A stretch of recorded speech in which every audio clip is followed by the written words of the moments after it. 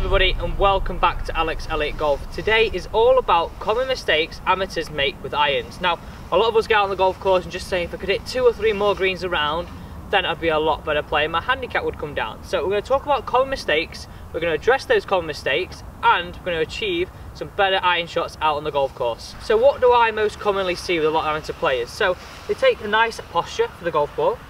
So I've got a 7-iron here, and I see a lot of people sway during the backswing and then sway through impact. So what does this cause? So we all know we'd like to achieve a bottom of our arc just past the golf ball to achieve that nice downward hit and nice crisp bruising action on the golf ball. So if I'm changing and I'm swaying, we're constantly changing the bottom of this arc. Sometimes it could happen before, sometimes it could happen after, and this leads to fats and thin shots out on the golf course. And I guess this would also lead to a little bit of inconsistency in confidence, because if you're not getting a consistent bottom of the arc, you're consistently going to be guessing where it is. So if we could achieve a consistent area, then we're going to achieve some better shots more consistently on the golf course. We've said a lot of amateurs have a lot of lateral movement leading to inconsistencies around the golf ball impact. So let's firstly, before we talk about impact, let's address this golf ball correctly. So I've got 7-iron here. I want you to feel like you've got 50-50 weight on either foot. And from there, I want you to feel like your sternum or your zip is on the golf ball. A lot of amateurs will start with their zip behind the golf ball, just increasing the chances of swaying and then swaying back through the golf ball, leading to, like we said, the bottom of the arc changing every single time. Now, if we were going to shorter irons, so 9-iron wedge or even your gap wedge, this sternum would slowly get ahead of the golf ball, because as we know, we'd like to hit down that golf ball, creating that nice bruising action. So set up, weight 50-50, zip on the golf ball.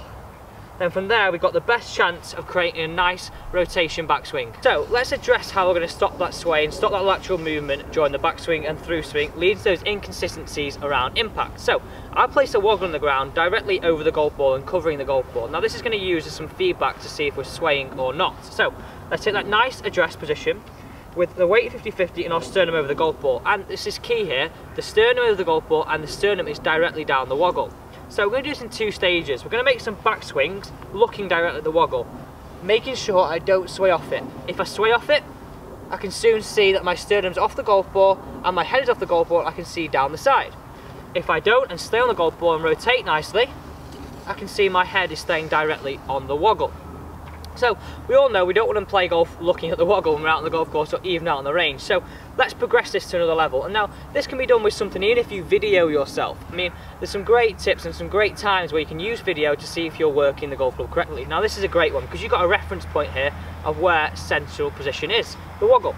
So if I made a nice backswing here, keeping my sternum on the golf ball, my head on the golf ball, you'll be able to see clearly on the video if I've come off the woggle or if I've rotated nicely and stayed on it. Some quick simple feedback and some quick simple tips of how you can analyse your swing yourself. So woggle in the ground, sternum over the golf ball, zip over the golf ball, let's rotate, keep our sternum over the woggle and back to the golf ball. Give us a greater chance of creating that consistent downward hit after the golf ball, because like we said earlier, the inconsistencies have come from the lateral movement on the way back and on the way through. So if we don't have that, we can rotate around ourselves, we're going to be more consistent into impact. So we've got a nice address position with weight 50-50, sternum over the golf ball, nice grip, head over the woggle. Let's see if we can create a nice smooth impact, smooth backswing, and not lateral movement, creating that nice crisp strike.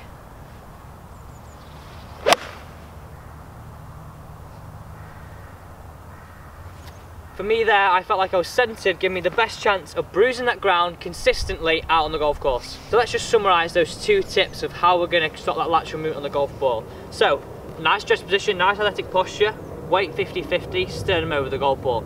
From there, I want to feel like your head stays over the woggle, doesn't move off it, and you've seen that from that player's point of view as well. Thank you for watching this week's video on Alex Elliott Golf. You know how to stop that lateral movement on the golf ball during your backswing, creating a nice consistent bruising action into impact. If you've not already, make sure to subscribe to my channel, hit that bell button to keep up to date with all my content. We've got tips on Tuesdays, Thursdays and Saturdays.